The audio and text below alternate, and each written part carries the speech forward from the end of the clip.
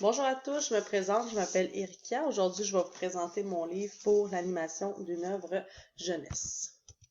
Donc, premièrement, je vais vous présenter l'œuvre, ensuite le paratexte et les attraits du livre pour terminer avec l'animation proposée. Mon livre, Je ne suis pas un paresseux, pardon, je ne suis pas un paresseux, donc a été écrit par Marie-Pierre Meunier. Les illustrations ont été faites par Valérie Desrochers et la maison d'édition est les éditions Tête Haute, paru en 2019. Donc, pour ce qui concerne le paratexte ici, je ne suis pas un paresseux. On voit vraiment ici une image qui est très colorée au départ, qui peut être vraiment attirant pour l'œil. Le support qu'on a utilisé, c'est vraiment un support à l'italienne qui est fait beaucoup plus large qu'en hauteur. Le type de papier qu'on a utilisé, c'est du papier qui est ciré pour les, glacé pour les images et du papier normal, donc pour les écritures. La page couverture, elle était colorée comme je l'ai dit. Et pour le texte, donc relation image-texte, on voit vraiment une disjonction, donc une contradiction entre le paresseux et ce qui est écrit « Je ne suis pas un paresseux ». Donc moi, j'ai trouvé que c'était vraiment une contradiction puisque on parlait vraiment on voit un paresseux, mais je ne suis pas un paresseux. Donc pourquoi? C'est ce qui m'avait intrigué quand j'ai acheté ce livre-là. Les pages de garde, dans celui-là, il n'y en a pas parce que c'est des pages qui sont très molles. Par contre, on voit ici là, des pages qui pourraient peut-être l'être là, si on avait un livre qui était beaucoup plus rigide. La dédicace a été faite à ses enfants. Pourquoi est-ce que je dis ça? Ben, c'est parce qu'on a deux personnes qui semblent très proches de elle. Je vous la lis. À Jacob et Lucas, mes amours, soyez vous-même des êtres fabuleux et uniques. Donc, à travers le personnage, on va apprendre à le découvrir tout à l'heure, à travers le personnage, il y a différents personnages qui se développent et on voit aussi les émotions qu'on peut revivre en tant que personne. Pour ce qui est de notre résumé qui est derrière, donc Harry, malgré les apparences, n'est pas un paresseux. Qui est-il alors? Par moments, il est heureux, d'autres fois, il est grincheux, mais il n'est certainement pas un paresseux. Qui sont les autres petits personnages qui se cachent en lui? À toi et toi, en as-tu d'autres? Donc, on vient vraiment ici là faire le lien entre les personnages que lui va présenter dans l'histoire et nous, quel personnage on pourrait être, ou si on a aussi, là, comme il disait, là, des petits personnages, est-ce qu'on en a, nous, à l'intérieur de nous? Eh bien, on peut s'identifier à ça. Je continue donc avec le rythme qu'on peut retrouver dans le livre. Donc, c'est une lecture qui est plutôt contemplative, étant donné qu'on a des mots qui sont quand même riches pour des jeunes. Donc, moi, j'enseigne au premier cycle.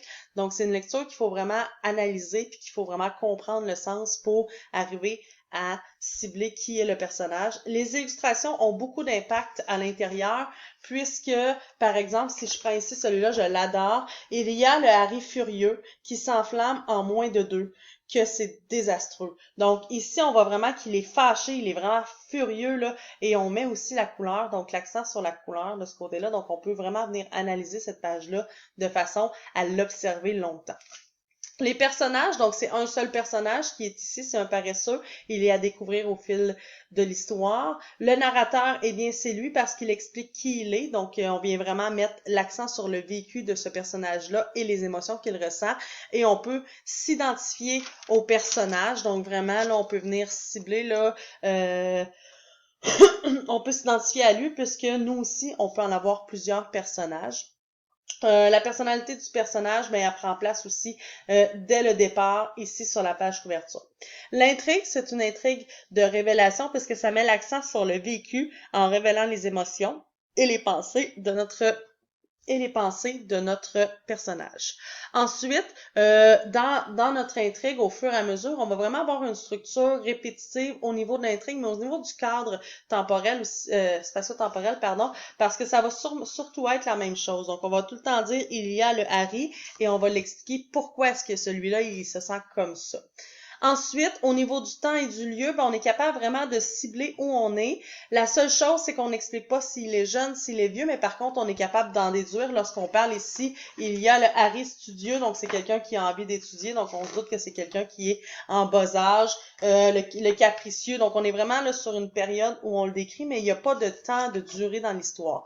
Le lieu, ben, c'est un lieu qui est existant, par contre, c'est un personnage qui est imagé, donc qui n'est pas réaliste, mais on est capable de s'identifier à lui pareil parce que à travers c'est les lieux qu'il va fréquenter, ben on va pouvoir se retrouver. L'atmosphère, comme j'ai dit tout à l'heure, peut être créée avec les couleurs, le texte. Donc, on vient vraiment créer plusieurs émotions, une vague d'émotions différentes. La tonalité, ben, ça va être influencé à travers les émotions que le personnage va vivre et cela peut permettre d'offrir des modèles aux élèves pour réfléchir aux émotions qu'eux-mêmes peuvent vivre. Donc, c'est vraiment intéressant de ce côté-là. Je poursuis avec l'animation. Donc, pourquoi est-ce qu'on devrait animer ce livre? Ben, je pense que ça peut vraiment créer de l'empathie chez les élèves de ce côté-là. Donc, on peut se mettre à la place du personnage, surtout qu'on vit certaines émotions là, au primaire. Donc, on peut vraiment aller le chercher. On peut aussi avoir besoin, dans le fond, les élèves ont surtout besoin d'effets miroirs, donc d'être capable de se transposer à travers un personnage, donc faire un aller-retour à travers la fiction et le réel pour pouvoir découvrir qui ils sont et comment réagir. Donc, souvent, les enfants ont besoin de mettre des mots sur leurs émotions, donc on va surtout utiliser la littérature jeunesse. On peut aussi s'en servir pour enseigner la grammaire par l'analyse d'écriture, donc en faisant des écritures et tout ça, donc ça peut permettre aux élèves de venir transposer qu'est-ce qu'on voit dans les livres. Qu'est-ce qu'on pourrait, dans le fond, raconter? Donc, l'art de raconter, moi, je pense qu'on pourrait exploiter un réseau littéraire qui est centré sur le personnage. J'ai pas beaucoup fait ça en ce moment, mais créer des rituels de lecture pour les élèves et faire des appréciations sur le réseau littéraire, mais aussi sur l'œuvre de qu'est-ce qu'ils ont aimé, qu'est-ce qu'ils ont moins aimé. Je continue avec la raison, dans le fond, en fait, l'exploitation, qu'est-ce qu'on pourrait en faire. Donc, moi, je propose une exploitation qui va pouvoir travailler la compréhension et les caractéristiques des personnages à travers les adjectifs, les jeux de sonorité, surtout par les caractéristiques du texte qu'on va pouvoir en tirer. Mais on peut aussi en dégager des images, là, tu sais, par exemple, furieux, curieux. Donc, aller chercher des petits mots comme ça qui sont capables de s'identifier. On peut aussi faire l'étude de stéréotypes. Donc, par exemple, ici, on voit bien que c'est un paresseux, mais on pourrait dire qu'est-ce que c'est un paresseux? Est-ce que c'est quelqu'un qui fait rien ou est-ce que c'est vraiment l'animal? Donc, essayer de faire des compréhensions comme ça à travers le texte pour découvrir un personnage. Mais ça va pouvoir les aider aussi à faire d'autres. Donc, réinvestir tout ça en écriture et même en lecture dans leur prochaine lecture. Ensuite, dans le fond, c'est ce que je propose. Je propose aussi, en fait, d'apporter un toutou de la maison pour, après la lecture, pouvoir réinvertir la même chose. Donc, ici, on dit qu'il n'est pas paresseux, mais on montre tous les autres adjectifs qu'on pourrait avoir avec le son en E. Donc, peut-être, par exemple, si un élève amène un toutou avec je sais pas moi, en forme de cochon, mais on pourrait chercher des adjectifs qui peuvent aller avec le on, puis qu'on peut dire, ben, pourquoi est-ce que c'est pas un cochon, ou essayer de trouver une banque de mots qui tourne autour du cochon, par exemple. Je vais y aller comme ça ici. Donc, ici à l'écran, vous avez les connaissances que j'ai choisies dans la PDA pour pouvoir vous les expliquer. Dans le fond, je ne les lirai pas, mais dans le fond, c'était une suggestion qu'on peut aller tirer pour le premier cycle, première année. Donc, au plaisir de partager avec vous durant la session. Merci d'avoir écouté ma présentation. À la prochaine.